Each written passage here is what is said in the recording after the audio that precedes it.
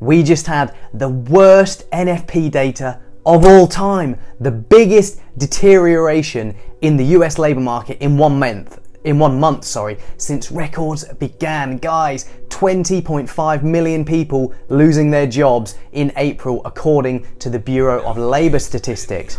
Also, unemployment rate going up to 14.7%. Before, guys, it was at 7%, and before this crisis even began, back in March, the unemployment rate was at under 4%. So massive turnaround for the worse, unfortunately, in the US labour market. Obviously, we all know why it is. It's because of coronavirus. And guys, this is an important point to note. The market today did not react at all to this data.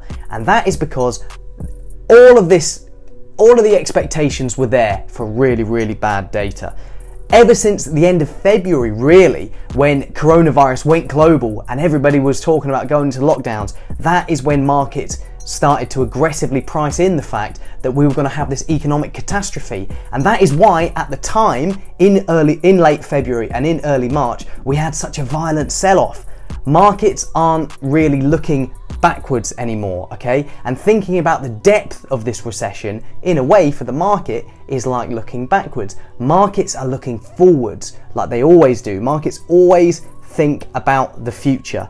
So what are markets thinking about? Well, guys, stuff like health considerations. Now, unfortunately, none of us working in this industry are health experts, but we're looking out for something like a credible cure for coronavirus or a vaccine that can get everybody back to normal life sooner than expected.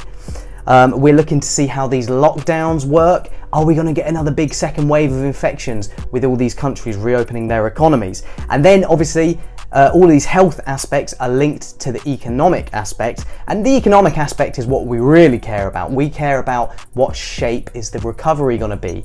So we've had this violent deterioration. Are we going to have a rapid recovery? So that would be called a V-shaped recovery.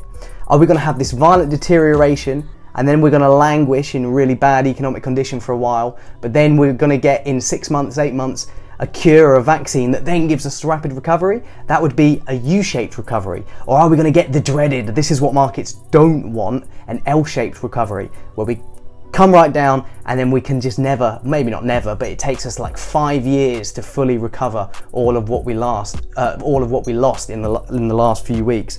Guys, what markets really care about is this recovery. The more rapid it is, the better it's going to be for all the risk assets like AUD, NZD, CAD, crude, stocks, and the worse it's probably going to be for dollar, JPY, gold. Well, actually, gold loves all this central bank liquidity, so gold will probably be all right, but you catch my drift. But guys, this recovery is the hot thing that markets are thinking about. So you have to be all over sentiment regarding this recovery and the things that can affect this recovery. We're going to be covering all of them, as we always do at Freak Network. So do check out our memberships. That is pretty much it from me for now, and I will see you in the next one.